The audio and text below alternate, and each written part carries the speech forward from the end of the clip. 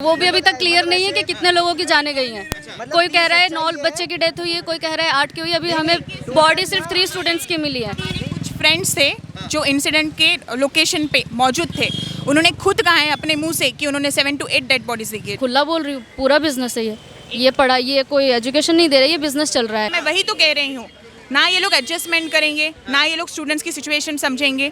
कहीं पर भी कुछ किसी भी तरीके स्टूडेंट्स को समझना है, बाबा बच्चे आए हैं और पढ़ाई कर रहे हैं, ये तो यहाँ पे चलता ही नहीं है। तो 12,000 ब्रोकरेज दो, 1 महीने का सिक्योरिटी दो 18,000, 1 महीने का रेंट दो 18,000।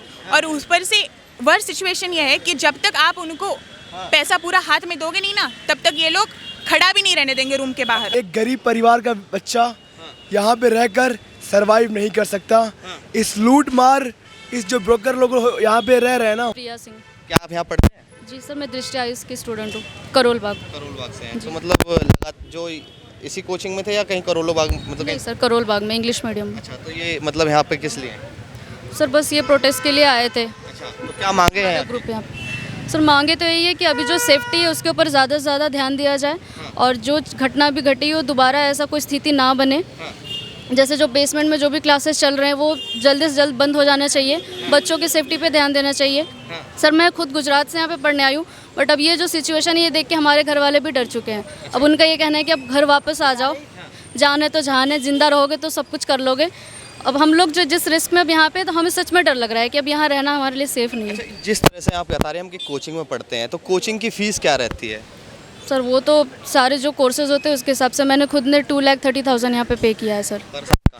हाँ, पर साल का 2 लाख के ऊपर ही है जितने भी कोर्सेज हैं। एक कितना पे करते हैं? सर पीजी का भी अप्रोक्स 8,000 हो जाता है महीने का। और खाना लगा के कितना पड़ जाता है? वो तो फिर 10,000 आराम से पड़ जाता है, आना जाना सब मिला के 15-16 हज़ार वो हो जाता है। तो आपको एक तरह की एजुकेशन दे रहे हैं या व्यापार कर रहे पूरा हैं? बिजनेस है, खुला बोल रही हूँ, पूरा बिजनेस है ये पढ़ाई, ये कोई एजुकेशन नहीं दे रही, ये बिजनेस चल रहा है। और जितने बच्चों की जाने जा रही ना, तो भी आज जो इतने बड़े बड़े जो भी यहाँ पे मोटिवेटर बन रहे थे, आज कोई भी खड़े नहीं है बच्चों के लिए। एटलीस्ट आप आके उनको सहानुभूति तो दे सकते हो। अगर आप कुछ नहीं कर सकते हो तो लोग अभी ये कहने में आ रहा है, जब हम ये पूछ रहे हैं कि अभी इतने बड़े बड़े जो भी इंस्टीट्यूट के जो भी ओनर हैं वो क्यों नहीं आ रहे हैं, तो उनका ये कहना है कि अभी हम चीज़ों को अच्छे से अभी हम उसकी इन्फॉर्मेशन ले रहे हैं। आप क्या इन्फॉर्मेशन ले रहे हो अभी तक? ये बहुत बड़ी बात कही है हमारी बहन ने जो हमारे साथ खड़ी हुई है, जो यूट्यूब पे फेसबुक पे लगातार आईएएस और आईपीएस की लगातार मोटिवेट करने की जो स्पीच देते थे, वो आज कहीं नहीं दिखाई दे रहे, ना सोशल मीडिया पे, ना यहाँ धरना प्रदर्शन में। वो कई ऐसे टीचर थे और वो कई ऐसे जो नेता तक बनने की कोशिश करते थे, वो चाहे वो बिहार के हो चाहे वो उत्तर प्रदेश के हो। अवध ओझा नाम है का, कट्टे चलाना सिखाता है, बोलता है कि ये बदमाशी की वीडियो बनाता है। कोचिंग पर आज कौन अवध ओझा दिख गया, कौन विकास दिव्य कीर्ति दिख गए, ये इंस्पिरेशन बनेंगे। 5 मिनट यहाँ बैठ लेते ना, तो बच्चों के अंदर एक हौसला आता, हौसला सपोर्ट मिलता। और ये अब देखना, इनके इंस्टीट्यूट की बैंड वही बच्चे बताएंगे जब एडमिशन लेना बंद कर देंगे।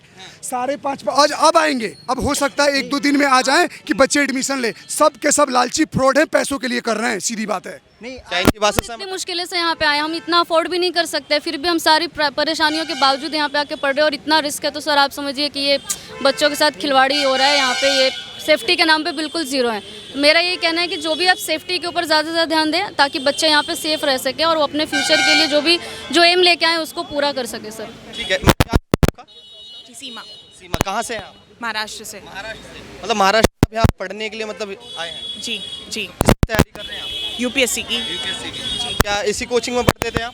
नहीं, मैं इस कोचिंग में तो नहीं पढ़ती थी, हाँ, लेकिन मेरी कोचिंग चल रही है अभी। एक बात मैं यहाँ पे ये ऐड करना चाहूँगी कि मैं अभी की बात बताती हूँ। अभी मैं वहाँ से आ रही थी तो एक मुझे यहाँ पे नया स्टूडेंट मिला जो यहाँ पे नहीं रहता है। वो उसने कहा कि वो 3 घंटे पहले आया है, ठीक है, उसको अवेयरनेस नहीं था सिचुएशन का जो भी है। मैंने उसको पूछा कि भाई क्यों आए हो, तो उसने बोला मैं रूम ढूंढ रहा हूँ, मुझे टेस्ट सीरीज़ के लिए रूम ज्वाइन करनी है। तो यहाँ पे किस रेंज में मिलता है रूम, तो मैंने उसे बताया। मैंने बोला कि आपने रूम देखी है कहीं, तो वो कह रहा है उसने अभी यहाँ रूम देखी इसी एरिया में, और उस रूम का रेंट बताया गया है उसको 18,000। 18,000? आज की बात है ये, इतना सिचुएशन होने के बावजूद आज उसको बताया गया है 18,000। यहाँ की सारी इस सिचुएशन के कारण लाइब्रेरीज की बेसमेंट में जो लाइब्रेरीज थी वो सारी बंद हो चुकी है। तो अभी जो टॉप फ्लोर पे लाइब्रेरीज चल रही है ना, उसकी डिमांड बढ़ गई। मैंने खुद देखी है, वहाँ पे स्टूडेंट्स की जो फ्रिक्वेंसी है वो बढ़ गई। और टॉप फ्लोर्स का यहाँ पे ऐसा है कि यहाँ पे उसका रेंट ज़्यादा है टॉप फ्लोर में, क्योंकि वो टॉप फ्लोर पे है। तो अभी वहाँ पे डिमांड बनेगी तो वहाँ पे ये लाइब्रेरीज के रेंट वहाँ पर भी बढ़ा दिए जाएंगे। मतलब अगर नीचे का बंद किया है, नीचे का बंद किया है तो तो ऊपर का व्यापार और बढ़ा दिया है। नहीं, एजुकेशन तो है ही नहीं मेरी नज़रों में। नहीं ना, मैं वही तो कह रही हूँ।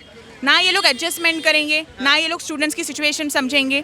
कहीं पर भी कुछ किसी भी तरीके स्टूडेंट्स को समझना है, बाबा बच्चे आए हैं और पढ़ाई कर रहे हैं, ये तो यहाँ पे चलता ही नहीं है।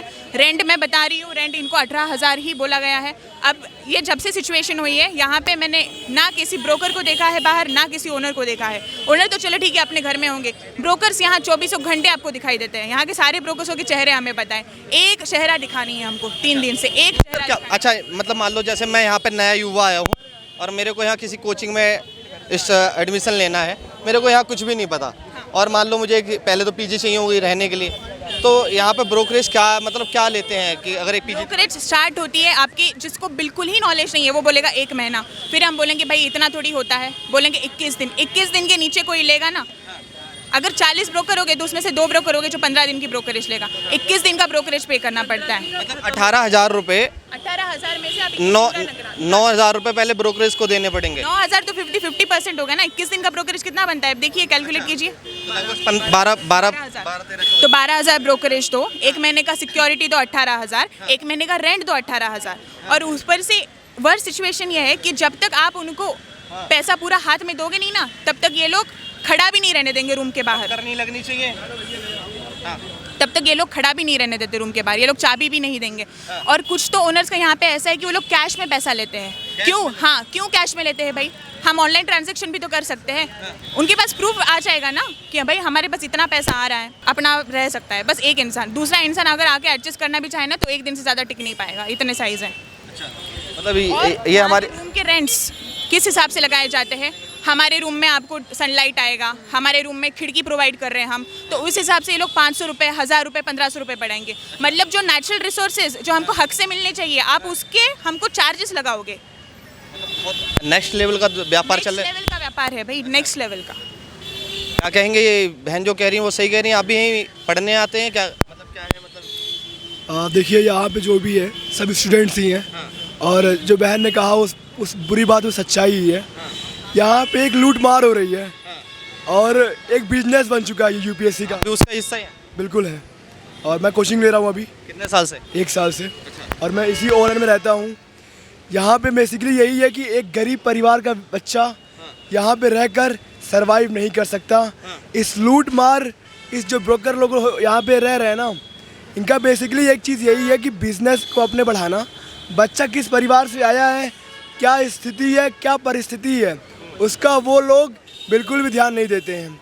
और आज इतनी बड़ी लापरवाही का चूक यही हुआ है कि प्रशासन और जो भी कोचिंग के प्रशासन है, एमसीडी सरकार की एक बड़ी लापरवाही का जो नतीजा दिख रहा है कि हमने 4 लोगों की जान, अपने भाइयों, अपने बहनों की जान गंवाते हुए देखा है। पहले मुझे ये क्लियर करिए, 3 लोग हैं, 4 लोग हैं, 10 लोग हैं?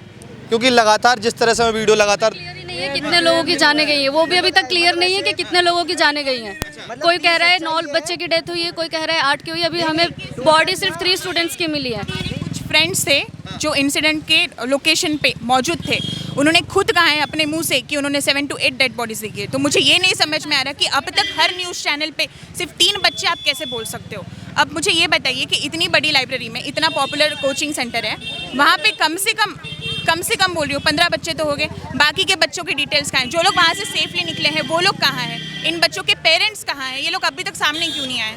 क्या चल क्या रहा है? मतलब वी हैव नो आइडिया।